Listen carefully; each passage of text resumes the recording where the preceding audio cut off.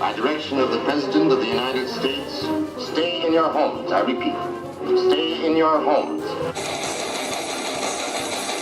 Johnny, Joe Biden has just come out saying that the US is still a beacon of hope within the world, and that the US is a bloody tremendous country. Is he just being delusional?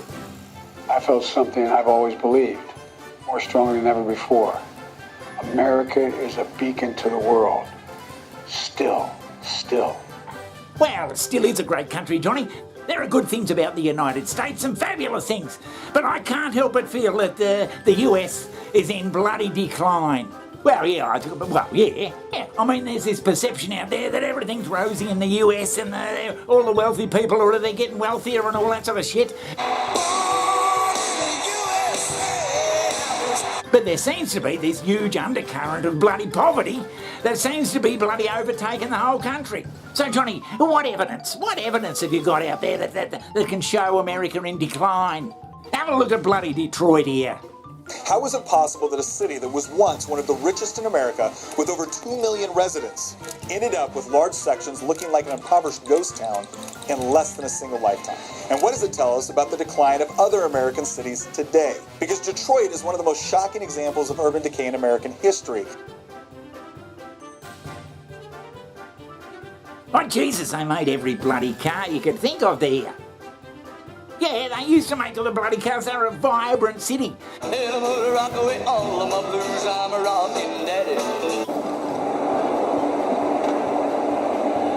Whatever this building is, it's sitting empty right next to the church. But here we go. That is something to see.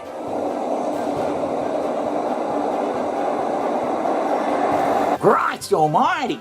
And this is just a symptom or a sign of how much of a decline the US seems to be in.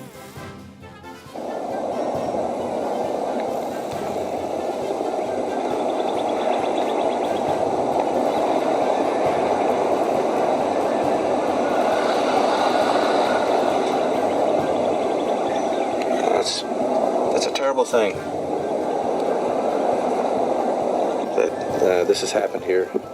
I mean, in other bloody places, Gary, Indiana. All right, everyone, I am in Gary, Indiana.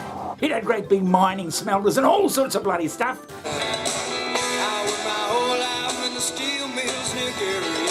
And you look at bloody Gary now and it's just bloody pitiful. And when you do get into Gary, it feels like a whole different world. It's emptier, quieter, with vacant homes and overgrown lots. It's like a city forgotten, despite being in one of the largest metropolitan areas in the United States. It was once a thriving steel city, and its former glory days are apparent in the stunning, if crumbling, architecture.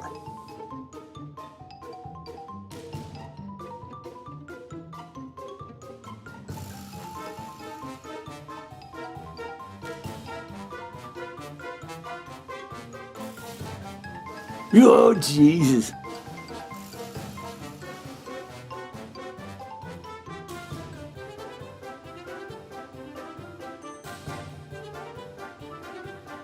Oh, Jesus, John, but it's just a bloody...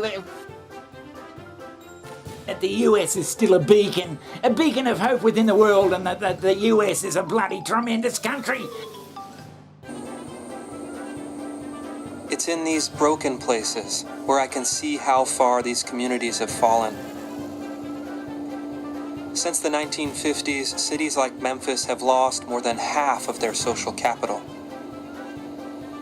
All of the old churches and civic associations that once shaped young men have broken apart.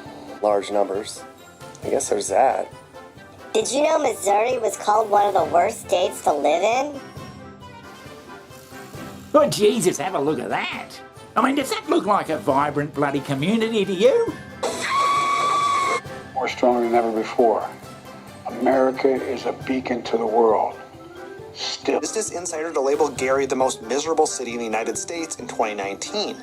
They base their rankings on statistics like unemployment and poverty rates. A lot of people don't understand that if it wasn't for coal mines, a lot of these people around here would be starving to death. Feels like everybody picked up and left. You know, just as in World War II, Today, patriotic American workers are building the arsenal of democracy. And when we use the money allocated by Congress, we use it to replenish our own stores, our own stockpiles, with new equipment. Equipment that defends America and is made in America. Oh, Jesus. So the cities that are doing all right are building fucking bombs and rifles and stuff. In cities like Stockton, we've been fighting an invisible war for nearly 3 generations.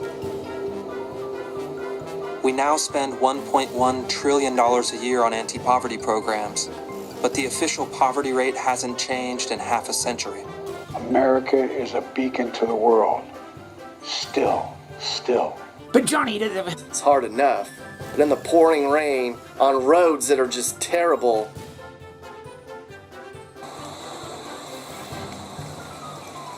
God.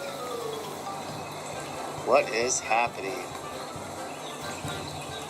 So I drove around all the areas of Jackson where people told me were the worst. And man, they weren't lying. I saw so many streets that had burned out homes, and everything was overgrown. I've been to a lot of bad places in this country, and halfway through the day's drive, I was like, I think I hit the ghetto gold mine. you reckon that the US, although it says it's a great country and 20% of the population are doing all right, the rest of the bloody country is a bloody shitbox? Oh my fucking God! And what about homelessness, Johnny? We keep hearing about this sort of in the peripherals of bloody mainstream media, but I don't know where people have got a real bloody idea of how bad it is over there. Now, I travel a lot, and I've seen a lot of homeless communities in my day. If you've been following along, a lot of my focus has been on the exploding homelessness here in the US of A. California has by far the biggest homeless crisis in the nation. You'd think that all the money they're raving about that's in the US, the biggest economy in the world, that everybody would have a decent house and a decent car. And the US has got an open border. We keep harping on about this open border, but they're letting millions... Jesus, John, but it's just a bloody... letting millions of people just walk across the river. Does that sound like a bloody country in decline? I reckon it does. In the end, all will benefit. In better homes, better communities, a better America as our heritage to the future. America is a beacon to the world. Still.